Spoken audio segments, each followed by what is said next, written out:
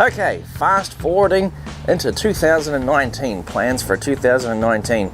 Now usually towards the end of every year on my channel I do this kind of thing where I tell you about my plans for the year. This year it's a little bit more vague, a little bit less structured for what's coming up for the next year. But here goes. In terms of North Island exploration and North Island road trips, I've come to this conclusion after really thinking about it and really crunching some of the numbers regarding travel time, petrol costs, airfares, accommodation costs, and so on, that with only 4 weeks annual leave per year, I use the word only because some countries you don't even get 4 weeks, but with only 4 weeks available to me, because I work full-time, the big trip is going to have to remain the trips to China and into Asia. Now, up until this point, what we've been doing is mainly traveling around the South Island in my car. I'm going to try and change that up. And what I want to do, essentially, is a little bit like what I did in Brisbane, where on the way to China, we stopped in Brisbane for 2 days, where we fly somewhere, we rent a car, we explore that area, return the car, and then fly home. So I'm thinking, to be honest with you, 7-day trips into the North Island. One would be flying to Auckland and then going up to Cape Reinga, which is the top of New Zealand. Then back to Auckland, do that for like a 1 week road trip where you fly there, rent the car, drive around, return the car, fly home. Another one would be to Rotorua. Another one possibly to, Wellington and explore, the southern part of the North Island. Or maybe go up to Lake Taupo area, come back. I mean, there's a lot to see in the North Island, and it's a question of what do you want to see, what are you willing to see, what do you desire to see?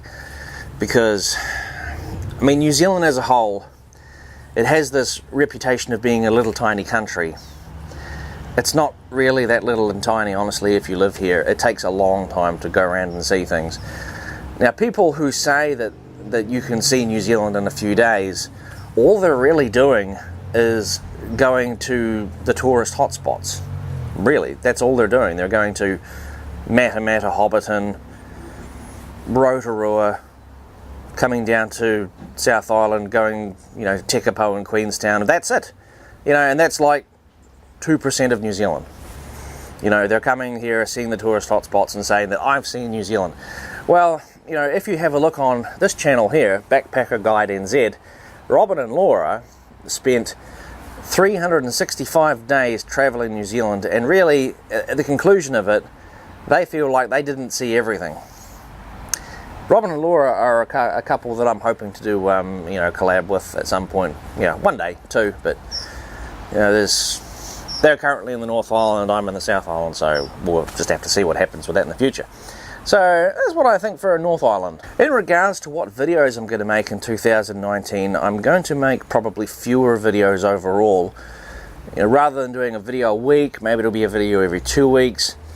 I'm planning on doing more backpacker style videos where, I put together useful information.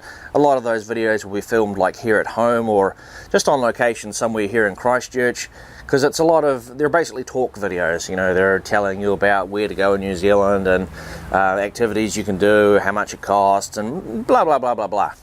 So it's backpacker information for people coming to New Zealand. I want to do more of that in 2019. And in regards to travel vlog content, stuff like the Super Amazing Adventures, like Super Amazing Adventure to Oban, Super Amazing Adventure Xinjiang, Super Amazing Loop and Search Aotearoa, these travel vlog series, I'm going to focus on storytelling, actually trying to tell the story better. Show rather than tell. Show the audience stuff rather than just tell them what it is. Have some semblance of story to the vlog, where there's an event in the beginning of the story where there's a call to action, a call to adventure, and then there's like the meeting of the mentor character, and then the narrative story arc accelerates, and you have the episodes, you have some sort of climax at the end and a resolution at the end of the story. This is your basic story arc, also known as the hero's quest. And I'm going to do another video about that later on, but I'm going to try to, without making it really scripted and fake, just structure the videos as best I can so that they're like that. And lastly, the main event. We're going to go to Harbin. We are going to go to Heilongjiang, and it's going to be approximately 12 months from now.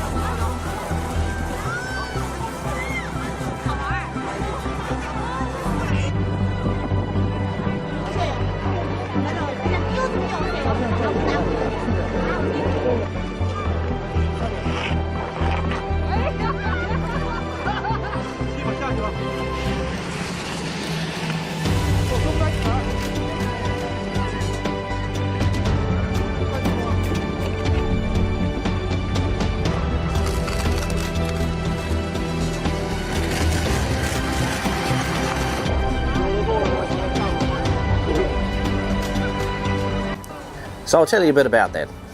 Originally, after exploring Xinjiang, I was thinking to myself that I'd like to go to Tibet.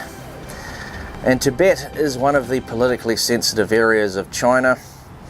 And then I've since learned that China does the North Korea approach with Tibet. Now, when you go to North Korea, you have to join the chaperone tour. There is no such thing as free itinerary because, of course, the North Korean government doesn't want you talking to the locals and learning the truth about their quality of life and what really goes on and that type of thing.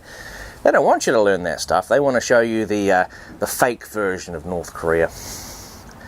I can only assume that there is something similar like that going on in China, because apparently if you enter Tibet province in China, you must be on a chaperone tour. This is not for Han Chinese, this is for foreigners.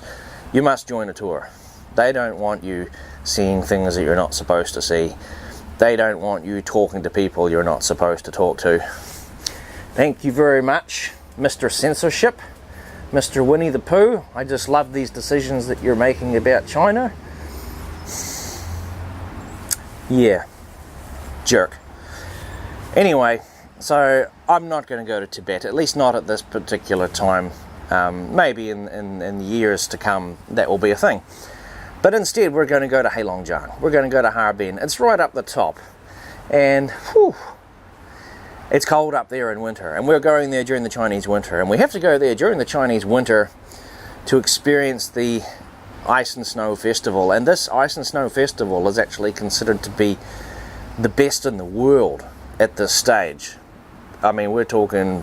I mean, look. You can see for yourself what it's really all about. Probably the biggest difficulty we're going to face is going to be fighting the cold, because even here in New Zealand, it doesn't get that cold as what it gets up there. I mean, up there in Heilongjiang, it never gets above zero in winter. You're talking minus 15 degrees and minus 30 degrees at night time Celsius. So, whew, yeah, it's going to get pretty cold there. Even just using cameras is going to be tricky, because cameras, you know, digital cameras, they tend to stop operating in cold temperatures. So you're going to have to kind of do this thing where you take the camera and put it under your coat and stuff, and then pull it out, video, put it back. Yeah, there's going to be difficulties there. And I'm going to try to go for longer. I'm going to try to go for 3 to 4 weeks rather than 2 weeks. I want to make it a longer trip.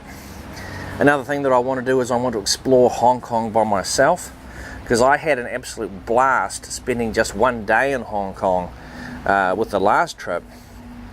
I called that video Action Shopping in Hong Kong, and you know, I discovered that a lot of people in Hong Kong do speak English. Scully! Scully! You know, a lot of Hong Kong people do speak English, and I really feel like that whole city is just a great big adventure playground just waiting for me. So yeah, Hong Kong. I want to experience Hong Kong by myself, you know, 3, 4, 5 days by myself, and then my wife can just go into Shenzhen and you just over the border and spend time with their family. Yeah, so that's what's coming up over the next 12 months. Thanks for sticking through the video. Looking for some feedback too, in particular if you've made it to this point at the end of the video, thank you for watching. Let me know what you thought of Super Amazing Lupin Search Aotearoa. If you liked it, if you didn't like it, what parts you liked, which parts you didn't like. I'm genuinely looking for feedback on that. Because I was sort of going for something, going for a particular style, not sure if I achieved it. Let me know, please let me know in the comments what you thought of the Lupin search and the way I put together those videos. What worked, what didn't work. Thank you for watching. From here on the deck, Scully and I, we wish you a happy new year and best of luck for your own projects, your own endeavours in 2019.